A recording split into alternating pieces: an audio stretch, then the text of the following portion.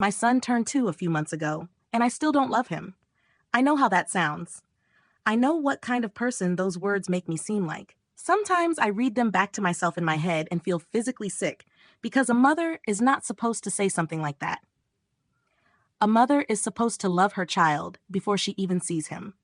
She is supposed to cry when she hears his heartbeat, count down the days until he is born, and feel that everything she suffered was worth it the moment he is placed in her arms. That never happened to me. I wish I could say this story ends with me suddenly understanding what everyone meant. I wish I could tell you that one morning I looked at my son, felt something change inside me, and finally became the mother he deserved. But that hasn't happened either. I'm 28 now. I had my son when I was 26, although I had known since childhood that I didn't want children. It wasn't a phase. It wasn't because I was young, selfish, or afraid of responsibility. I simply never pictured myself as a mother. When other girls talked about the names they would give their future children, I had nothing to add. I could imagine a husband, a home, work I enjoyed, traveling, quiet evenings, and a life built around the person I loved. But whenever I tried to place a child inside that picture, the whole thing stopped feeling like my life. I told my husband this before we married. I didn't hide it from him. I didn't wait until after the wedding and suddenly announce that I had changed the plan. I told him directly that I did not want children. He wanted a son. He didn't become angry when I told him. He didn't threaten to leave. He said he understood that I felt that way now, but he believed I might change my mind with time. He said people grew up. Priorities changed. He said I might feel differently once we were more settled and once I saw our friends starting families. I told him I didn't think I would. He smiled and said we didn't need to decide immediately. At the time, I let myself believe that meant he had heard me. But the subject never really disappeared. It returned slowly, through small comments that were easy to dismiss on their own. When one of his friends became a father, my husband would show me photographs of the baby and say how happy his friend looked. When we passed families in the park, he would joke that our child would probably have my eyes and his stubborn personality. If I reminded him that I still didn't want children, he would tell me not to take everything so seriously. Then our families became involved. My mother said I would regret waiting too long. His mother said a marriage without children would eventually feel empty. My father told me that people always believed they had unlimited time until they discovered they didn't. His father wanted a grandson to carry on the family name. Every conversation somehow became about my age. 26 was treated as if it were the final possible moment for me to become a mother. Both our families had children young, so in their eyes, I was already delaying something that should have happened naturally. They spoke as if motherhood were not a choice but a stage of life I was refusing to enter. At family dinners, someone would ask when we were going to have a baby. If I laughed it off, they kept asking. If I said I didn't want one, they told me I would understand later.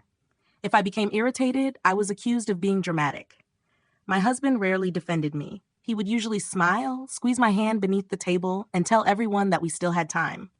But later, when we were alone, he would ask why I had to be so firm about it.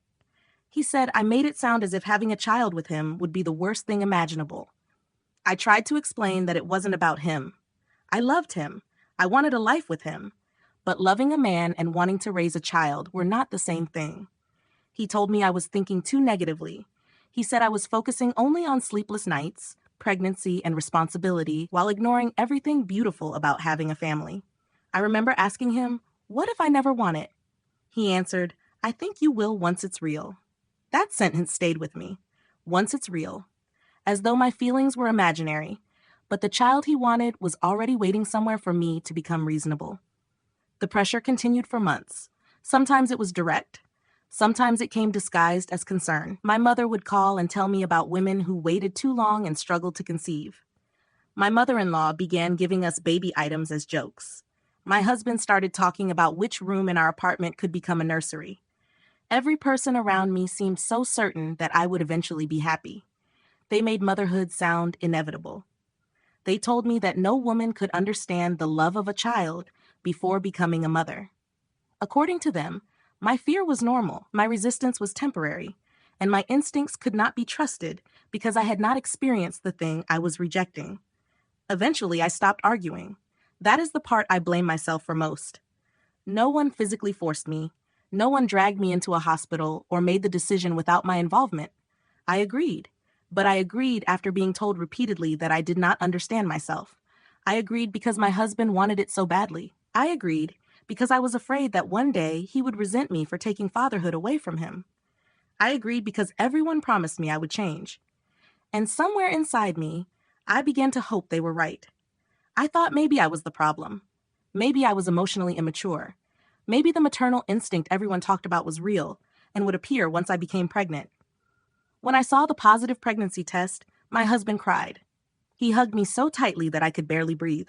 He kept saying, "We're going to be a family." I stood there holding the test and waited for something to happen inside me. Excitement, fear mixed with happiness, love, anything. I felt nothing except the terrifying certainty that there was no way back. Everyone celebrated. Our parents called each other. His mother immediately began planning what she would buy. My mother told me she had known all along that I would change my mind. But I hadn't changed my mind. I had only stopped saying it aloud. During the pregnancy, people constantly asked whether I was excited. I learned to smile and say yes. I smiled during appointments. I smiled when we learned we were having a boy. I smiled while my husband chose furniture for the nursery. I smiled when relatives touched my stomach without asking and talked to the baby as if I were only the room he happened to be living in. At night, I would lie awake and wonder what was wrong with me. I knew there was a baby inside me, but I didn't feel connected to him. He felt like something happening to my body, not like a person I already loved. Whenever I tried to tell my husband that I was scared, he reassured me that everything would change after the birth. He said, "The moment you see him, you'll understand." So I held on to that. The moment I saw him, that became my last hope. The birth was much worse than anyone expected. There were complications. The pain became unbearable, and at some point everything around me turned into voices, bright lights, and people moving too quickly. I remember my husband being told to step back. I remember someone saying they needed to act immediately. After that, my memories come in pieces. I was unconscious for nearly a week. When I finally woke up, I felt as if my body no longer belonged to me. Everything hurt. I was weak, confused, and terrified. For several minutes, I didn't understand where I was or why my husband was crying beside the bed. Then he told me our son was alive. He showed me a photograph. Everyone expected me to be relieved. I was relieved that the baby had survived. I was relieved that I had survived. But when I looked at the photograph of my own son, I didn't feel love. I felt disgust. And in that moment, lying in a hospital bed, barely able to move, I understood that everyone had been wrong. When they finally brought him into my room, every nurse smiled as if she already knew what was about to happen. "This is the moment," one of them said. I remember those words so clearly. This is the moment. She placed him carefully into my arms. I looked down at him. He was tiny. Wrapped in a pale blue blanket, his eyes were closed and his little hand was sticking out from the blanket, opening and closing without purpose. Everyone was watching me. My husband, the nurse. My mother, his mother. They were all waiting for the same thing. For me to cry, to smile, to kiss his forehead, to finally become a mother. Instead, all I wanted was for someone to take him away. I felt trapped. It wasn't hatred. People keep assuming that if I don't love my son, I must hate him. I don't. Hatred is an emotion. Love is an emotion. I felt neither. I felt nothing. Like someone had placed a stranger in my arms and expected me to instantly dedicate the rest of my life to him. I handed him back after less than a minute. The nurse thought I was tired. She smiled kindly and said we could try again later. We did. Nothing changed. For the first few months, everyone was incredibly supportive. My husband took as much time off work as he could. Both grandmothers came almost every day. They cooked. They cleaned. They held the baby for hours so I could sleep. Everyone kept telling me I had been through an extremely traumatic delivery. Don't worry. Give yourself time. Your hormones are all over the place. It happens. I wanted to believe them. More than anyone. Every morning I woke up hoping something inside me had finally shifted. Every night I went to bed disappointed that it hadn't. Feeding him felt like completing a task. Changing diapers felt like completing another task. Bathing him, rocking him, putting him to sleep. It all felt like I was taking care of someone else's child because nobody else was available. I did everything I was supposed to do. I never neglected him. I never ignored him when he cried. I never wished him harm. But every action felt mechanical. People talk about mothers staring at their babies for hours because they can't stop admiring them. I counted the minutes until he fell asleep. The nights were the worst. When he cried for hours, I would stand there holding him while every muscle in my body begged me to run away. Sometimes I imagined walking outside into the cold just so I wouldn't hear the crying anymore. Not because I wanted to leave him forever, because I wanted silence. And the moment he finally stopped crying, I didn't feel relief because he was comfortable. I felt relief because the noise had ended. That realization made me hate myself. Whenever I looked online, every article seemed to say the same thing. If you're struggling to bond with your baby, you're not alone. It gets better. Give yourself grace. I waited. Weeks passed, then months. Nothing changed. My husband remained patient. He never accused me of being a bad mother. If anything, he tried too hard to protect me. Whenever he came home from work, he would immediately take our son from my arms. I've got him. You should rest. Go take a shower, watch a movie, meet your friends. He kept trying to give me pieces of my old life back. The problem was, I didn't want them either. Whenever he offered to watch our son so I could go out, I couldn't make myself leave. Not because I wanted to stay with the baby, because I didn't have the energy to do anything. I would walk into the bedroom, close the door, lie on the bed, and stare at the ceiling. Sometimes for 2 hours, sometimes longer. I wasn't scrolling on my phone. I wasn't sleeping. I wasn't reading. I just existed, lost inside my own thoughts, thinking about the life I used to have, thinking about who I used to be, thinking about whether I had ruined 3 lives instead of one, mine, my husband's, and my son's. Around 6 months after the birth, everyone expected me to be back to normal. The visits became less frequent. The phone calls slowed down. People assumed I had adjusted to motherhood. In reality, I had simply become better at pretending. Whenever relatives came over, I smiled. I held my son. I laughed when everyone else laughed. The second they left, I handed him back to my husband and locked myself in the bedroom. I cried quietly because I couldn't understand why I still felt like a complete stranger in my own family. My husband finally convinced me to see a psychiatrist. I agreed because I had run out of other explanations. I kept hoping someone would tell me there was a simple reason for everything. Some blood test, some vitamin deficiency, some hormonal imbalance. Anything that could explain why I looked at my own child and felt absolutely nothing. Instead, I was diagnosed with severe postpartum depression. Part of me felt relieved. Finally, there was a name for what I was experiencing. Maybe that meant there was a solution too. The psychiatrist was calm. She didn't look shocked when I admitted that I felt nothing for my son. She didn't call me a monster. She didn't even seem surprised. Instead, she asked me questions no one else had ever asked. Had I wanted this pregnancy? No. Did I feel pressured into it? Yes. Did I experience joy during the pregnancy? No. Did I ever feel connected to the baby before the birth? No. Did I ever imagine hurting him? Absolutely not. Did I feel guilty? Every single day. When I finished answering, she closed her notebook and said something that made me cry for the first time in months. You don't sound like a woman who doesn't care. You sound like a woman who is grieving the life she lost. I cried all the way home. Not because I suddenly felt hopeful, because someone had finally described what I couldn't put into words. Everyone around me kept talking about the child I had gained. Nobody acknowledged everything I had lost. The version of myself that never became a mother. The future I had imagined. The freedom to decide how my own life would look. It felt like she had died the day I saw that positive pregnancy test. The psychiatrist started me on medication and recommended weekly therapy. She warned me that antidepressants weren't magic. They wouldn't suddenly make me love my son. They were meant to make it possible for me to function while we tried to understand everything else. For the first few weeks, nothing happened. Then the side effects started. I couldn't sleep. Then I slept too much. Food tasted strange. Some days I couldn't stop crying. Other days I couldn't cry at all. My husband stayed patient through all of it. He drove me to appointments. He learned everything he could about postpartum depression. He kept reminding me that none of this was my fault. I wanted so badly to believe him, but every time I looked at my son, the guilt came back. He deserved a mother who smiled when he walked into the room. Instead, he got me. Someone who could remember every feeding schedule, every doctor's appointment, every vaccination, every bedtime routine, but couldn't remember the last time she felt genuine affection. Around his first birthday, people started making comments. You two don't look very close. He's definitely a daddy's boy. He lights up whenever your husband comes home. They laughed when they said it. I laughed too. Inside, it felt like someone had shoved a knife between my ribs. Of course, he preferred his father. His father adored him.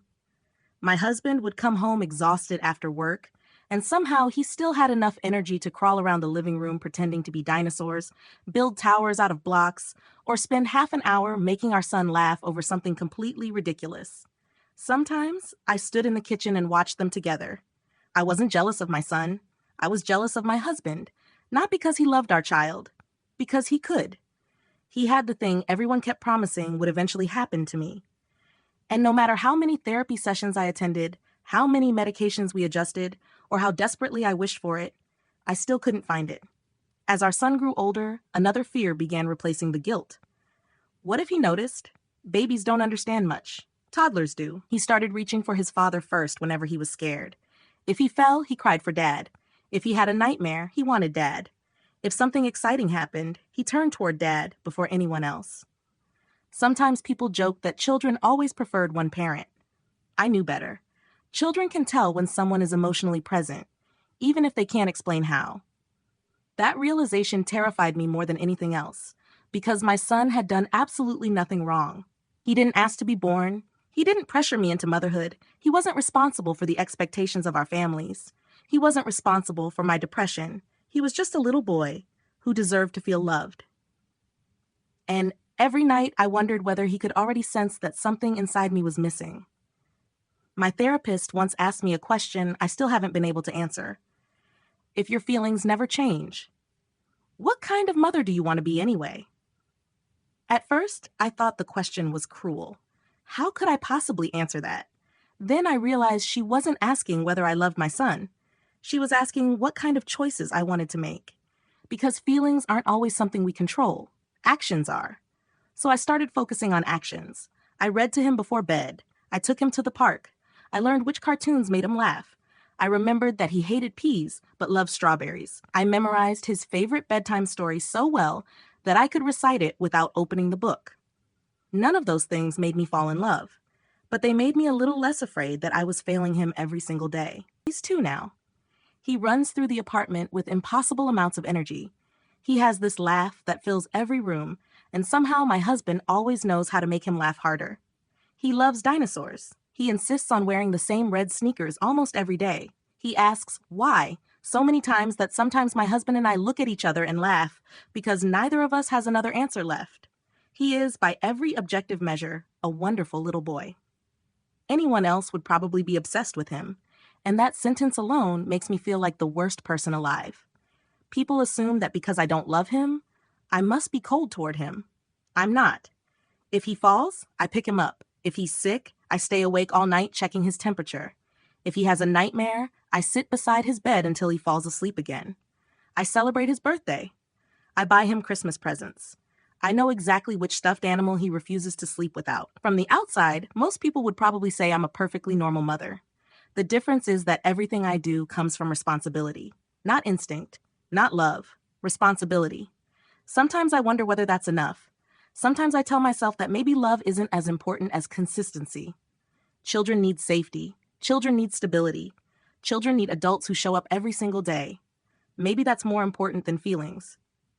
Then another voice inside my head reminds me that children also deserve to feel wanted, and I don't know if I'm capable of giving him that.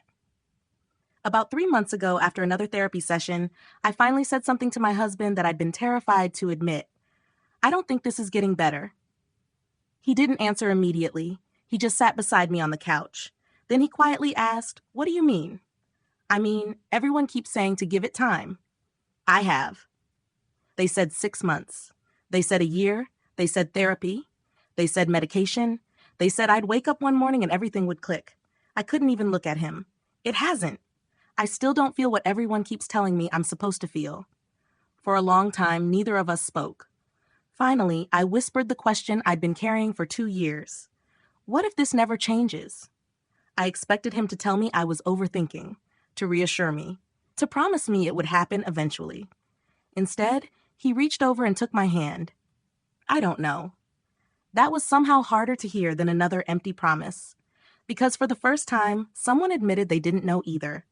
We cried together that night, not because we were angry with each other, not because either of us wanted to leave. We cried because we were grieving completely different things. He was grieving the family he thought we would become. I was grieving the woman I thought I would never become. He still tells me I'm a good mother. I still don't believe him. A few weeks ago, I asked my therapist something I've been too afraid to ask anyone else. If I never love him, would he be better off without me? She looked at me for a long time before answering. Then she said something I still think about almost every day. Children don't need perfect parents.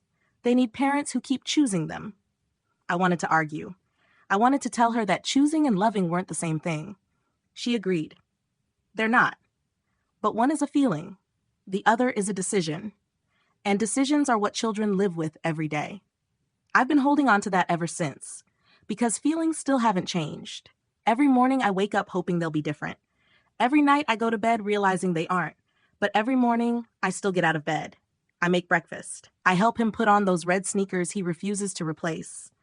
I read the dinosaur books. I kiss the top of his head before daycare, even though the kiss feels more like an act of commitment than an expression of emotion. Maybe that sounds horrible. Maybe it is. I honestly don't know anymore. What I do know is this. My son didn't choose any of this. He didn't choose to be born to a woman who never wanted children. He didn't choose my depression. He didn't choose my emotional numbness. So every single day I choose him instead. Not because it's easy, not because I suddenly became the mother everyone promised I would be, but because he deserves at least one thing from me that I can still control, my actions. I don't know whether I'll ever love my son the way other mothers describe loving theirs. I hope I will. More than anyone else in the world, I hope I will. But if that day never comes, I still want him to grow up remembering that I was there, that I showed up, that I protected him, that I never stopped trying. And maybe that's the hardest part to admit. The thing I'm most ashamed of isn't that I don't love my son. It's that every single day, I'm terrified he'll figure it out before I do. A few days ago, I was sitting on the floor while my husband was making dinner. My son walked over, carrying one of his toy dinosaurs. He climbed into my lap without asking. He leaned against my chest, opened the book I had read to him dozens of times before, and quietly said, "Read." So I did. For 20 minutes, we sat there together. He laughed at the same pictures he always laughs at. He corrected me when I skipped one of the dinosaur names. When we reached the last page, he looked up at me, smiled, and wrapped his tiny arms around my neck. "I love you, Mommy." 3 words. 3 words every mother dreams of hearing. And all I could think was, you deserve to hear them back. I hugged him. I kissed his forehead. I told him goodnight. But I couldn't make myself say the words he deserved to hear. Not because I wanted to lie, because I couldn't tell where the line was anymore. Did I love him? Or had I simply become devoted to protecting him? Are those two different things? I honestly don't know. My therapist keeps telling me that love isn't always fireworks. Sometimes it's waking up every morning and choosing the same person again. Sometimes it's showing up when no one is watching. Sometimes it's putting someone else's needs before your own for years without expecting anything in return. Maybe she's right. Maybe one day I'll realize that what I've been searching for has been there all along, just quieter than everyone promised. Or maybe she's wrong. Maybe there really is something missing inside me that will never appear. I don't know. What I do know is that tomorrow morning, my son will wake up, run into our bedroom wearing those same red sneakers, ask for pancakes shaped like dinosaurs, and expect me to smile. And I will. Because regardless of what I feel, he deserves the best version of me that I can give him. Maybe that isn't the mother I imagined. Maybe it isn't the mother he deserves. But until I know how to become someone else, I'll keep choosing him. Every single day, even on the days when my heart refuses to follow.